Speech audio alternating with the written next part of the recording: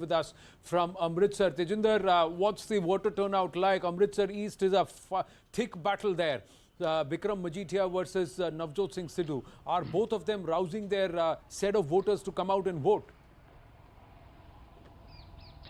See, Anand, since morning the voter turnout was not that impressive, but as the day progresses, the number of voters have swelled.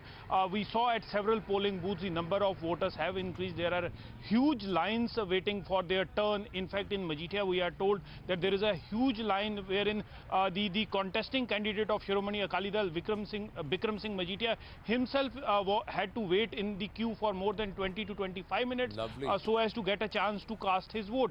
Here where Navjot Singh Sidhu came along with his wife to cast his vote, there were not many people, but now the crowd has started swelling slowly. So it seems that by the end of the day, the number is going to definitely increase. But here in the Amritsar East constituency, it's a bipolar contest between Navjot Singh Sidhu and Bikram Singh Majitia. You know, both these, Bikram Singh Majitia, when the FIR was registered against him, he had blamed, he had said that it was Navjot Singh Sidhu on whose behest he was booked by Charanjit Singh Channi government.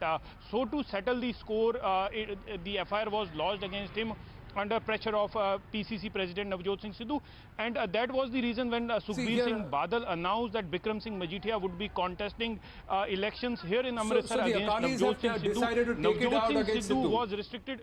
Yes, and like the restriction part, Tejinder, I'm going to take it with Hemant Atri and Shehzad Poonawalla. Hemant Atri, interesting part.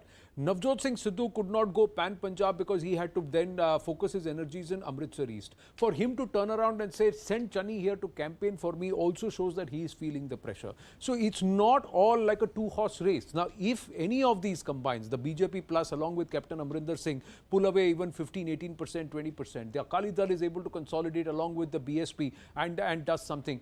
It's not that anybody is in the clear, and the AAP has to do well in majority of the regions. So if it's a pan-Punjab effect, it's a multi-cornered fight in the true sense on ground.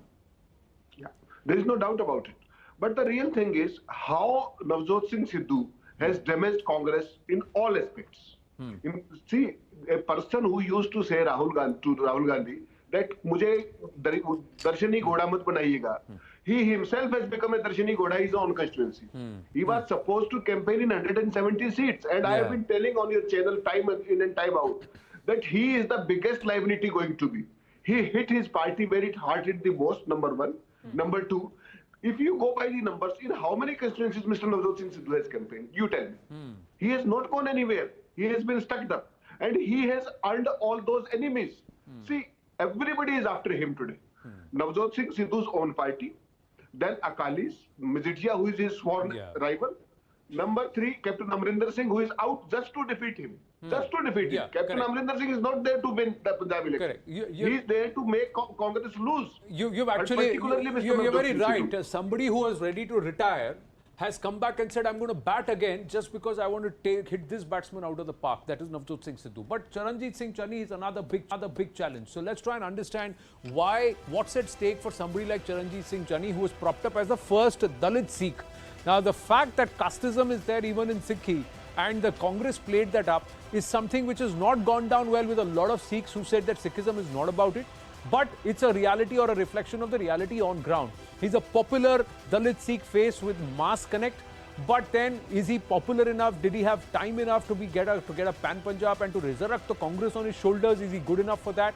There are graft charges that have emerged against the kin and in the illegal sand mining case. So the mining mafia charge, is it aimed at the Akalis or is it aimed at Charanjit Singh Channi? That's been made by Navjot Singh Sidhu. The big question, a win could establish him as the numero uno in Punjab Congress. So that will settle it for all. So whatever it is Navjot Singh Sidhu who's got everything at stake, irrespective of who wins or loses. If he loses Amritsar or if Charanjit Singh Channi wins, both cases, his political future is in jeopardy. Infighting in state unit and face-off with Sidhu has cost the Congress party. So is the Congress party going to lose because of all this entire friction? Amrinder Singh booted out, then the confusion between Channi and Sidhu not really very, very happy with the way things have turned out.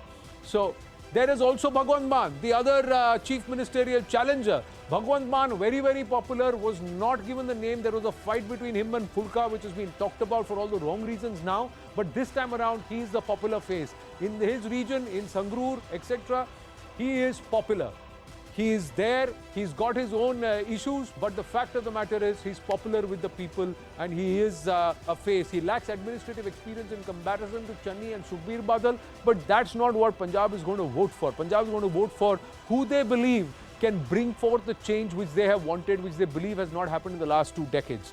Will make him the second biggest Neta in the AAP after Kejriwal, or perhaps the biggest, because he will be a chief minister of a full state, not a half state. So that's another aspect. Don't forget that. Section of the AAP don't favor his candidature. There is a certain level of discomfiture there. Shehzad Poonawalla, if Aam Aadmi Party wins this time and it is Bhagwant Mann who's the chief ministerial candidate, then by default what we are seeing, Zaka, Maria and Shehzad, is the fact that you will have somebody other than Arvind Kejriwal who will become the chief minister of a full state.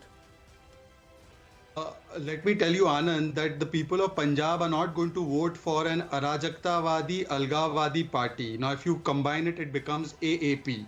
They are not going to vote for it. And you know, they are not even sending their official spokespersons on channel like yours because they can't answer one simple question. Are they against the idea of Khalistan, which has been posed to them by their own founding members? So therefore, they are running away from television channels. Usually, they use television channels to advertise their fake Delhi model.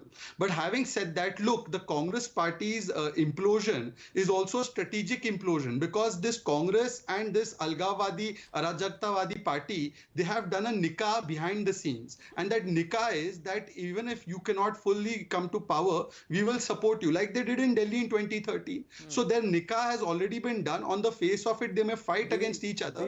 But a vote for this Algavadi, Arajaktavadi happened in 2017 between Shiromani Akali Dal and Congress to keep the Aam Aadmi Party out. That's what many people talk about. So this time around, will the other three gang up against the AAP again once 10th of March the results combine? How are you reading?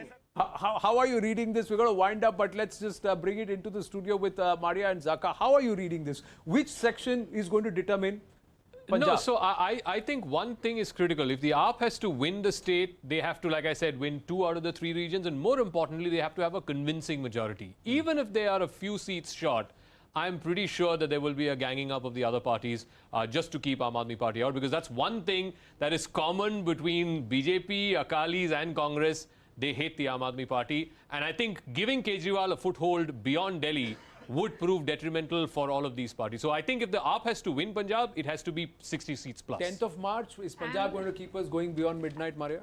I think so, but perhaps also very interesting aspect would be what are other parties in opposition looking at. If Aam Aadmi Party wins Punjab, they'll be the only regional party which has 2 states in its kitty. Then what happens to the TMC? What happens to the equation, the Mahavikas Aghadi equation? Stalin, KCR, yes, all of them are going to be looking at this very, because very suddenly worried. Arvind Kejriwal becomes the biggest leader in the Yes, opposition. absolutely. From somebody who's chief minister of a halfway state and a party that could not perform, AAP suddenly becomes the biggest one to contend because they're one of the biggest states, and of course Delhi, and more than what some of the other regional leaders have. It's interesting, but it's all going to be decided only by the fate of the voter.